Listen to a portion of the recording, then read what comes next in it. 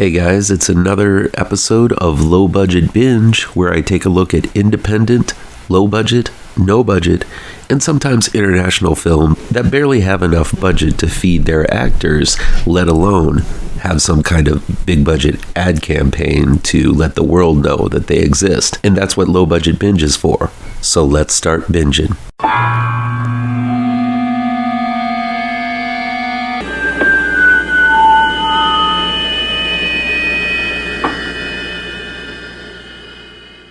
Welcome back to ML Miller Frights. I'm ML Miller. Before we begin, please do me a favor and punch that like button down below. Share this video with all of your social media addicted pals. Click subscribe to this channel and ring that bell for notifications. Low Budget Binge is where we venture down the path less traveled and look at low budget, no budget, and sometimes international films that never get that top billing you see with the usual Hollywood fare. I'll indicate in the review down below where you can find these films along with their trailers. Here we go. Bury the Bride is new on Tubi. It's directed by Spider-1 and written by Krsy Fox and Spider-1. A group of rowdy gals get together in a cabin in the desert to have a bachelorette party for June, played by Scout Taylor Compton. But one day into the festivities, the gals are surprised by the happy hubby-to-be, David, played by Dylan Rourke, and a group of his skeevy hillbilly friends. June's sister Sadie, played by Krsy Fox, who is not only the co-writer, but I believe is the girlfriend of Spider-1, doesn't really understand why June has fallen for David so quickly, or what she sees in him. David plans to rectify that by crashing the bachelorette party, but David and his buddies have a secret no one knows, and this secret means trouble for our partying gals. Spider-1 is the brother of Rob Zombie and released Allegoria just a few months ago. I found Allegoria to be a fascinating little movie full of interesting characters, effective scares, and a healthy dose of smart screenwriting. It surprised me that the director-writer was able to accomplish with so little. Bury the Bride is Spider-1's second effort, and it just doesn't live up to the expectations I had after watching Allegoria. Unfortunately, Spider-1 seems to have taken more pages from his brother's playbook. Every character is crass, cliché, and makes the stupidest decisions to service the plot. The closest thing to a running joke this film has is that all of the gals wear ironic t-shirts that reflect their personalities. The guys, on the other hand, have ironic trucker hats to match. How cute. That's about as deep as these characters go. This group makes the cardboard cast of 31 feel fully formed. Instead of the intriguing and memorable characters we got in every segment of Allegoria, we get cardboard cliches of the smart gal, the slut, the overprotective sister, and the clueless bride to root for. On the dudes team, we've got the scuzzy one, the big scuzzy one, Chaz Bono, and another scuzzy one. That's not a lot of variety, and shows a true lack of interest in making actual characters from those behind and in front of the camera. Speaking of writing, there aren't two sentences in a row that don't have the word fuck or something worse in it. Everything feels overwritten and generic, as if any of the characters could say any of the lines. Even when characters try to get deep with historical quotes, I feel like this is all written way too quickly with absolutely no kind of oversight. Spider-1 also follows in his brother's footsteps by casting his girlfriend, Krsy Fox, in the lead, just as Zombie casts Sherry Moon in all of his films. Fox proves she had some acting chops in Allegoria, but you wouldn't know it by seeing her performance here. Most of the time she's simply taking up space, and when she tries to go for some method acting, it just doesn't resonate. The rest of the cast is lackluster as well. Scout Taylor Compton can act when given the right material. All she had to do was prove why her character would take this leap of faith and marry someone she doesn't know. But neither Compton nor the script can take the time to explain this. Because of this lack of information, Compton's character seems like a total idiot, not knowing key secrets about her beau. The rest of the cast is bad, unfortunately. Chaz Bono, yes, that Chaz Bono, plays a Silent Bob-esque character for half the film, then switches character midway through for very little reason. Lindsay LaRose is great eye candy, and Spider-1 gives her time to show off her dance moves as she shakes her booty in front of the bachelors against the lights of their pick-em-up truck. That's the closest thing to a well-choreographed scene Spider-1 gives us with this one. And it's a music video slow-mo of a girl dancing seductively. Dylan Rourke's David is supposed to be the ringleader of this group, but his delivery makes him feel like he's simply lampooning Sling Blade. The rest of the gang are forgettable. The only actor in the bunch with some kind of presence is Rachel Brunner, who plays the nerdy childhood friend of June. Spider-1 pays homage to another film with a big reveal halfway through that changes the genre. If I mention that movie, it gives away the twist, so I won't, but it's probably the one you're thinking of. While I can appreciate a good homage, simply copying it right down to the reveal isn't something worth praising. Once the other foot drops, things pick up a bit, and there is less chunky dialogue and more action. That's a plus, but really the action isn't breaking any new ground. As I said before, how Compton's June doesn't know David's secret is absolutely ridiculous and simply bad writing. Bury the Bride is bad all around. It's disappointing. After seeing what Spider-1 could do with Allegoria, I'm hoping that Bury the Bride is just a prime example of the sophomore slump rather than an indication that this is all we have to expect from this filmmaker in the future. Here's hoping Spider-1 gets all of this crap out of his system with Bury the Bride, and his next endeavor is more like his debut film. Everyone looks up to their big brother, but in this case, I hope Spider-1 takes less pages from the Rob Zombie playbook for his next one.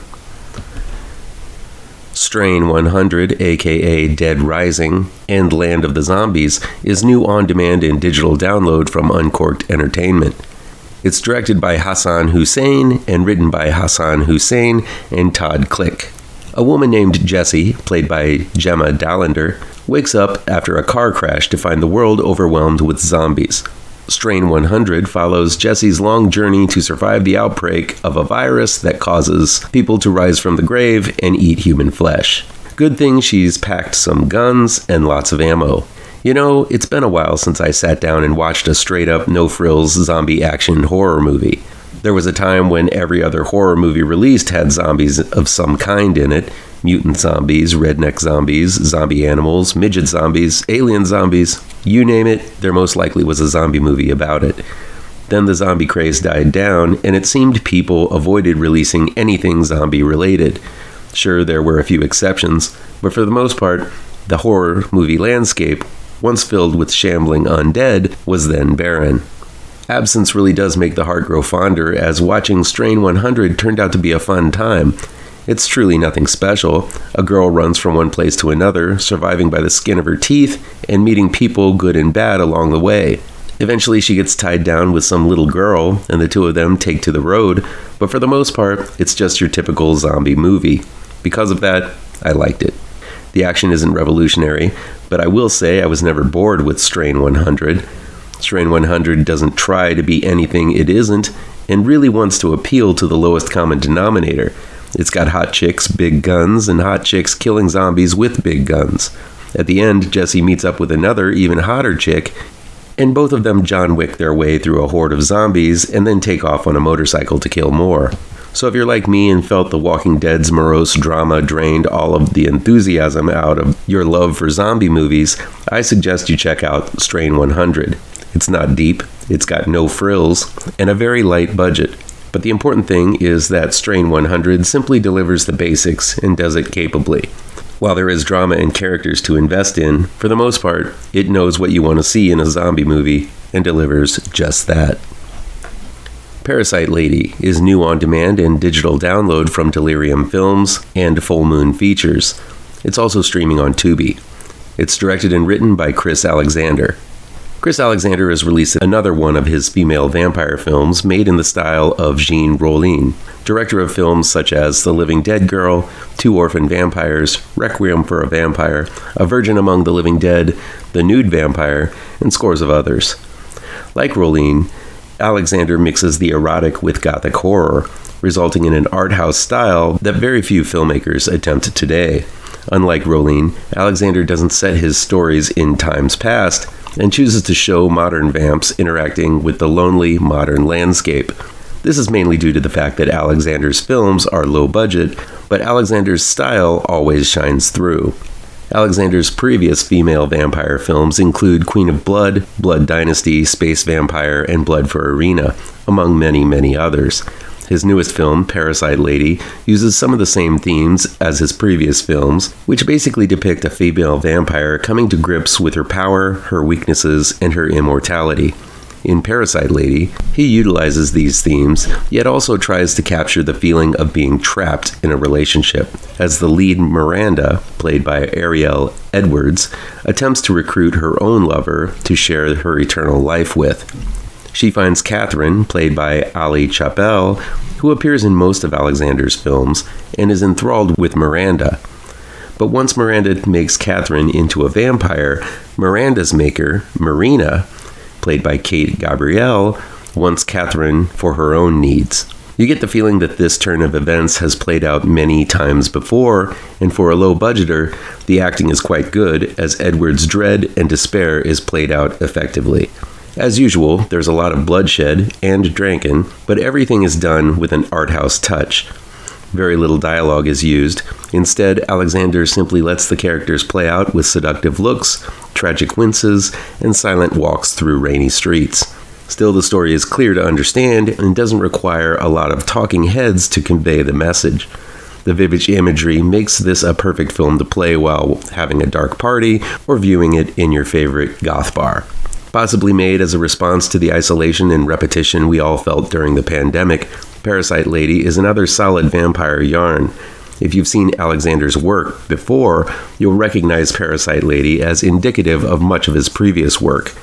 Yet the timing and resonance of the emotions captured in this one seem to resonate more due to its simplicity of the plot. Recommended for those who like a little artsy with their bloodletting.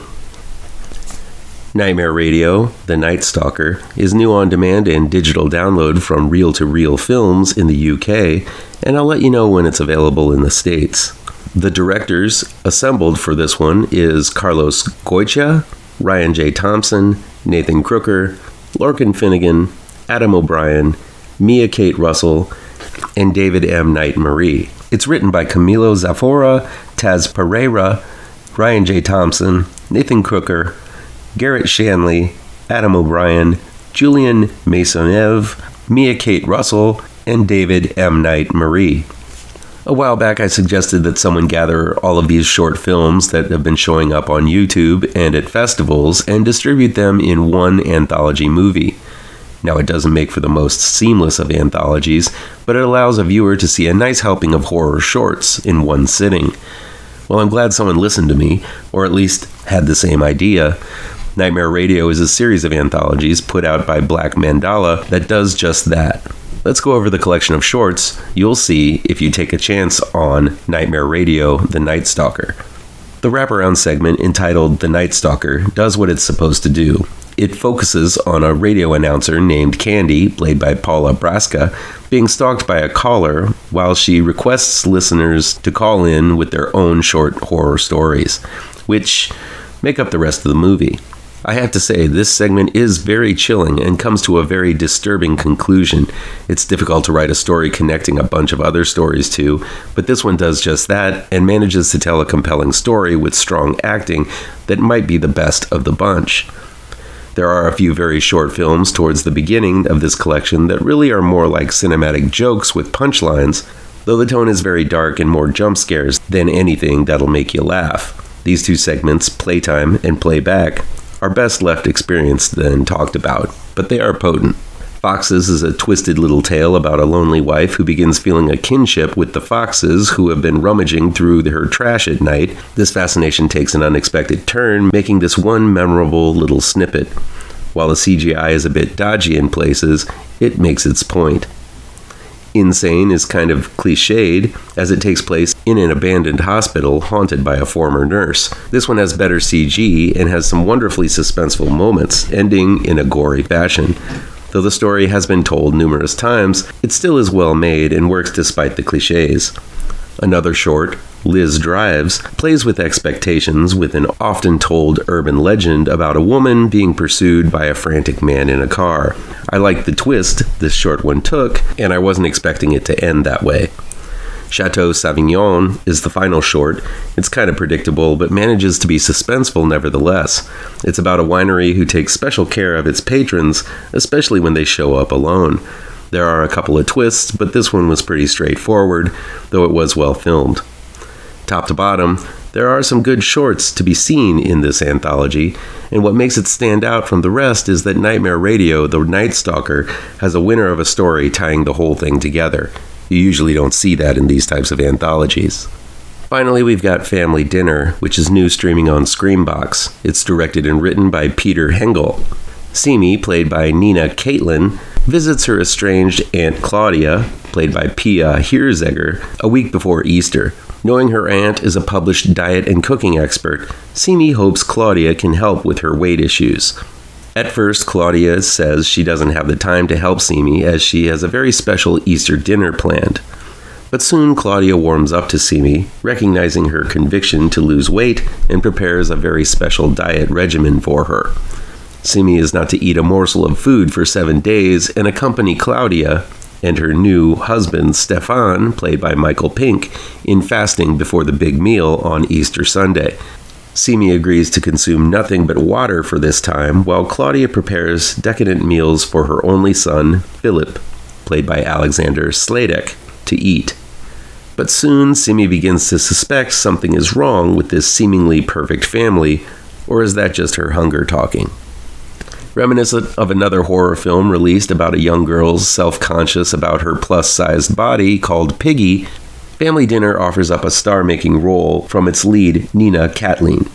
Caitlin is wonderfully brave to play this role, which exploits her weight to show how it can affect a young woman as she is becoming an adult. It's an intimate look at issues that are becoming very controversial to talk about these days, for fear of fat-shaming accusations. But Caitlin presents Simi as convicted to become healthier and slimmer without making her feel like someone who is put upon. Yes, there are those in this film that make fun of her because of her weight, but at the same time, Simi has some very powerful lines owning who she is. There's even a line about how Simi should like the size she is, but Caitlin quickly shuts that down, telling the person not to tell her how she should feel about her own body. This was an incredibly strong character beat that occurs late in the movie, but it made me like this already likable and determined character all the more. While where this is all going is quite predictable, writer-director Peter Hengel shows amazing patience in revealing his final hand during the climax. He structures the film by ominously counting up the days of the week leading to Easter Sunday, making each day more physically and mentally arduous for Simi as the week goes on. This film relies on that suspense selling itself, as there is an awful lot of time spent leading up to what some might call a punchline ending.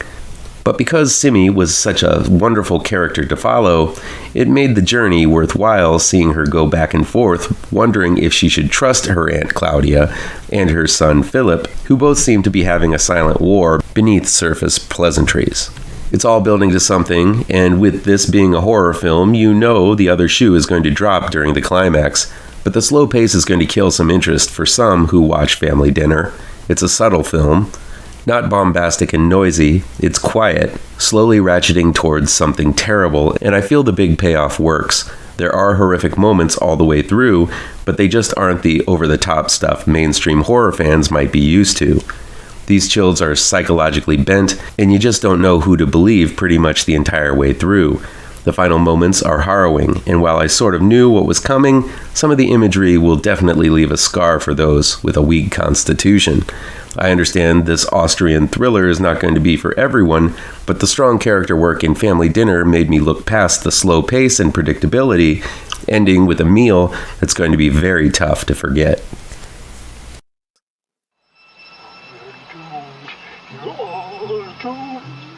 You're doomed to live the life you're meant to be, stuck inside your